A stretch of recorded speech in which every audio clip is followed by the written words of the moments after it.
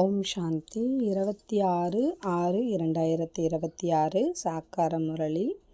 சிவபாபா கூறுகின்றார், இனிமையான குழந்தைகளே, இந்த உலகில் தன்னலமற்ற சேவை ஒரு தந்தை மட்டுமே செய்கிறார். மற்றபடி நீங்கள் செய்யும் எந்த ஒரு செயலுக்கும் அதற்கான பலன் கண்டிப்பாக கிடைக்கும்.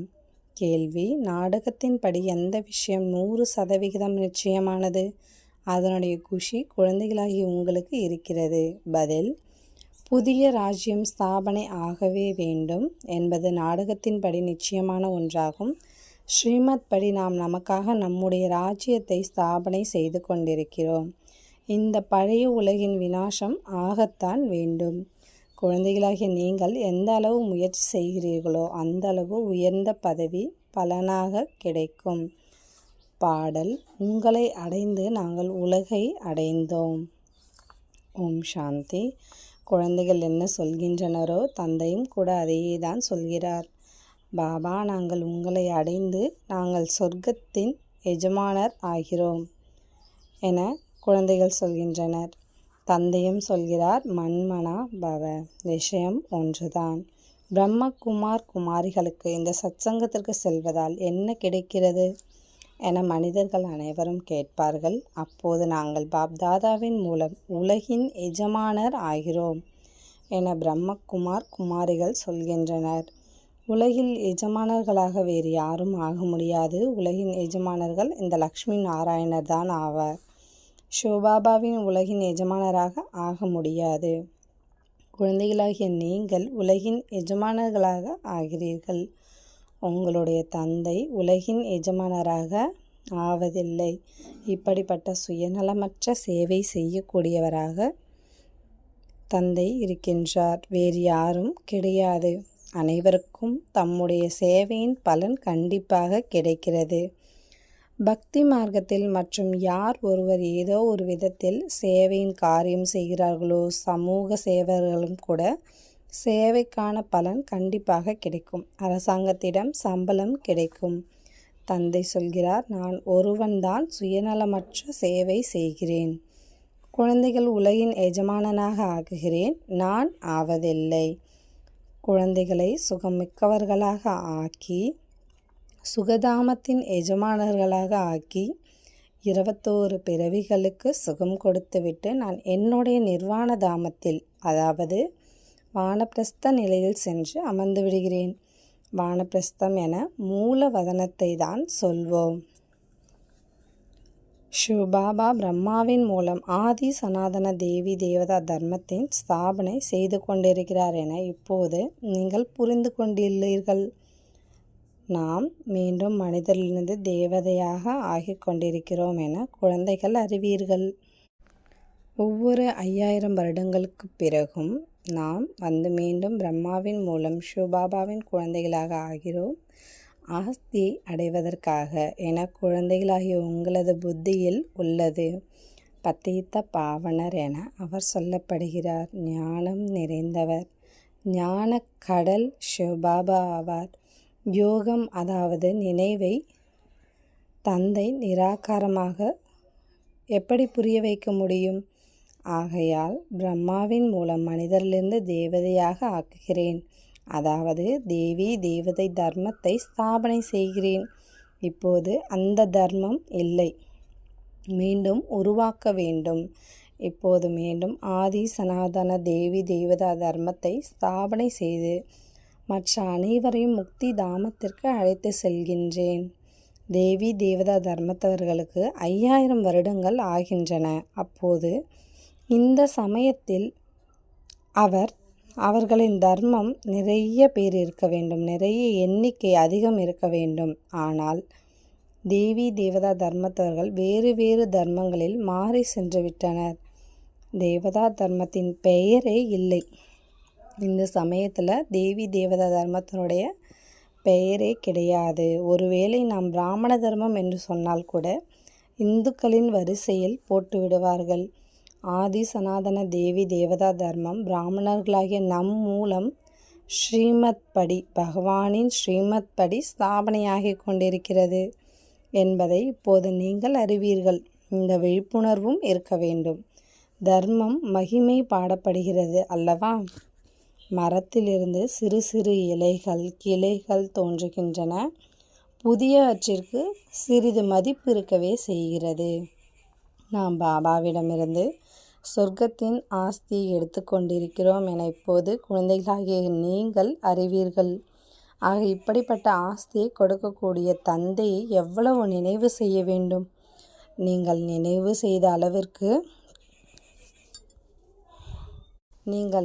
செய்த அளவிற்கு ஒன்று ஆஸ்தி கிடைக்கும். பிறகு நீங்கள் தூய்மையும் அடைவீர்கள். லௌகீக தந்தையிடமிருந்து செல்வத்தின் ஆஸ்தி கிடைக்கிறது. பிறகு கூடவே தூய்மை இழப்பதற்கான ஆஸ்தியும் கிடைக்கிறது. லௌகீக தந்தையிடமிருந்து நம்மளுக்கு ஆஸ்தி கிடைக்கிறது, கூடவே தூய்மையும் நம்ம இழந்துடுறோம். இவர் பரலௌகிக தந்தை மற்றும் லௌகிக தந்தை பிரம்மா ஆவார். சிவபாபா பரலௌகிக தந்தை, பிரம்மா பாபா அலௌகிக தந்தை. இவருக்கு இடையில் இரு பக்கங்களில் இருந்தும் நிந்தனை ஏற்படுகிறது. பிரம்மா பாபாவுக்கு இரு பக்கங்களில் இருந்தும் நிந்தனை ஏற்படுகின்றது அப்படின்னு சிவபாபா சொல்கிறாங்க. சிவபாபாவுக்கு எதுவும் கஷ்டம் ஏற்படுவதில்லை. பிரம்மா எவ்வளவு நிந்தனைகளை அடைய வேண்டியிருக்கிறது. உண்மையில் கிருஷ்ணருக்கு நிந்தனைகள் ஏற்படுவதில்லை. இடையில் சிக்கியவர் இவர்தான். வழியில் செல்லும் போது பிராமணர் சிக்கிக்கொண்டனர் என சொல்கின்றனர் அல்லவா? நிந்தனைகளை வாங்குவதற்காகவே இவர் மாட்டிக்கொண்டார்.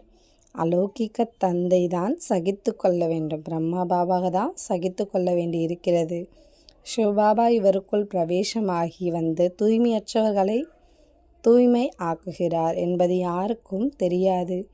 தூய்மை அடைவதில்தான் அடி வாங்குகின்றார்.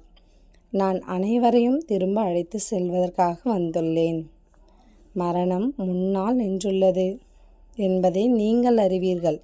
விநாசம் கண்டிப்பாக ஆக வேண்டியுள்ளது. விநாசமாகாமல் சுகமும் அமைதியும் எப்படி ஏற்படும்? ஏதாவது சண்டை முதலானது நடந்தது என்றால் சண்டை ஓய்வதற்காக மனிதர்கள் யஜ்யம் உருவாக்குகின்றனர். விநாசம் கண்டிப்பாக நடக்கும். பிராமண குல பூஷணராகிய உங்களுக்கு தெரியும் விநாசம் நடக்கும் அப்படின்னு.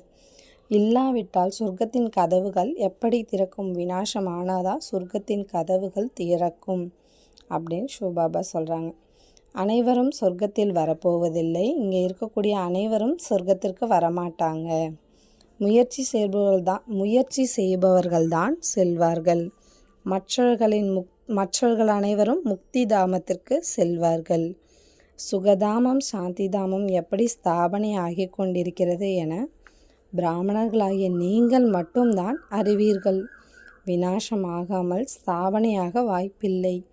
நீங்கள் இப்போது 3 காலத்தையும் அறிந்துள்ளீர்கள். 3வது கண்ணின் ஞானம் கிடைத்துள்ளது. நாம் அனைவரும் ஒரு தந்தையின் குழந்தைகள். சகோதரன் என்று தந்தை ஒரே வழியை ஏற்றால் ஒற்றுமை ஏற்பட்டுவிடும்.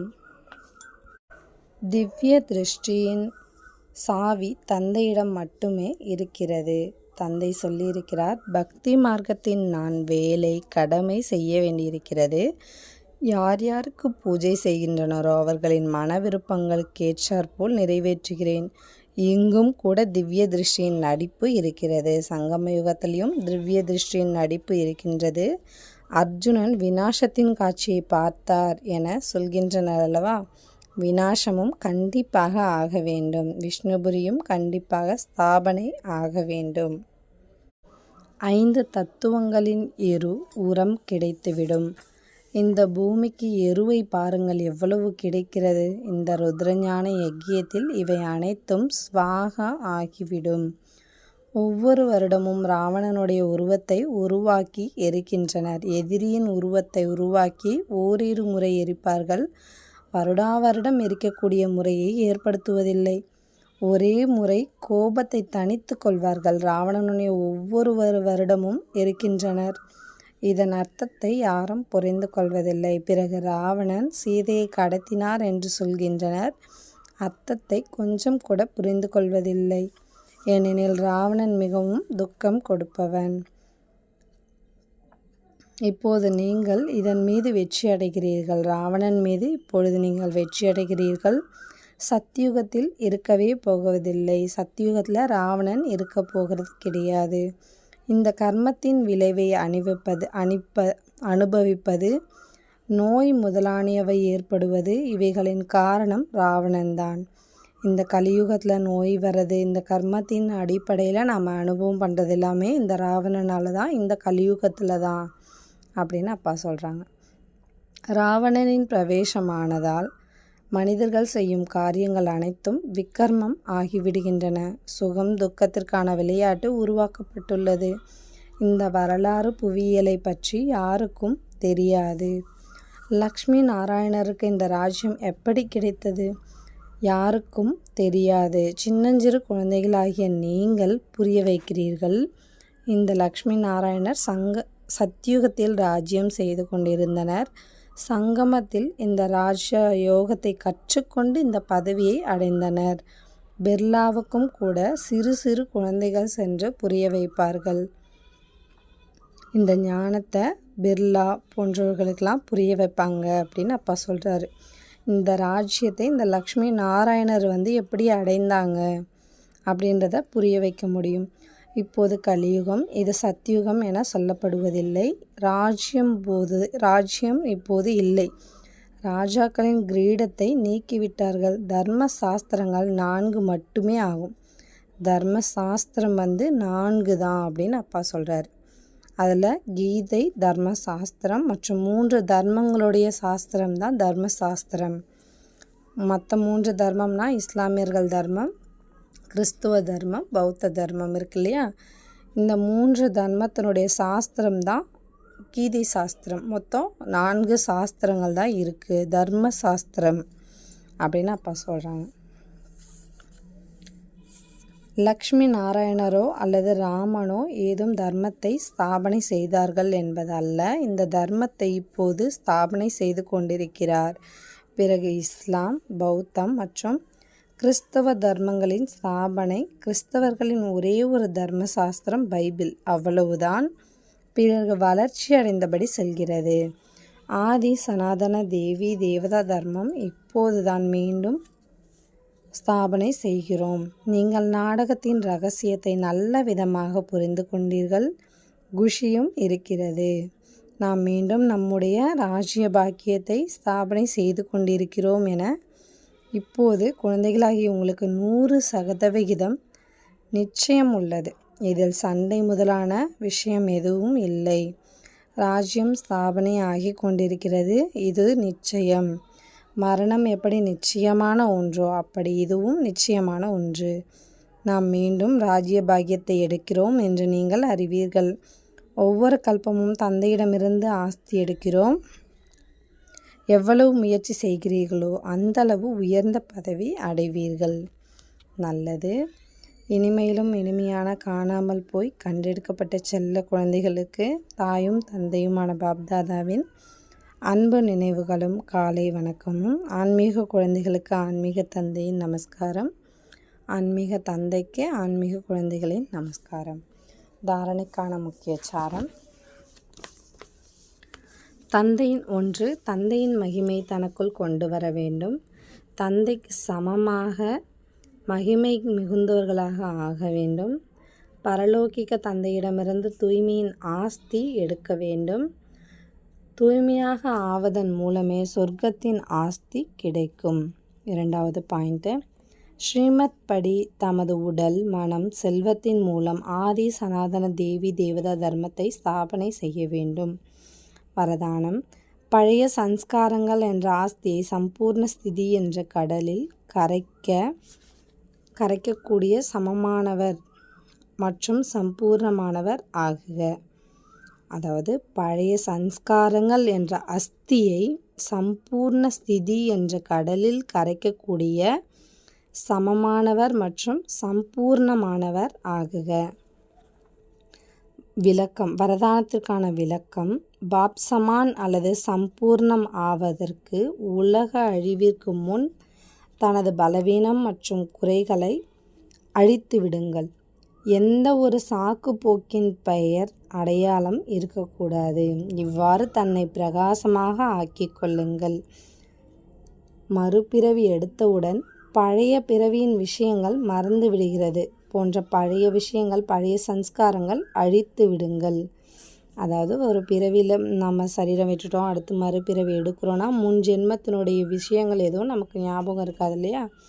அதுபோல் இந்த பழைய பிறவி, பழைய விஷயங்கள் அனைத்தையும் நீங்கள் மறந்து விடுங்க. அந்த சம்ஸ்காரங்களை அழித்து விடுங்கள் அப்படின்னு அப்பா சொல்கிறாங்க.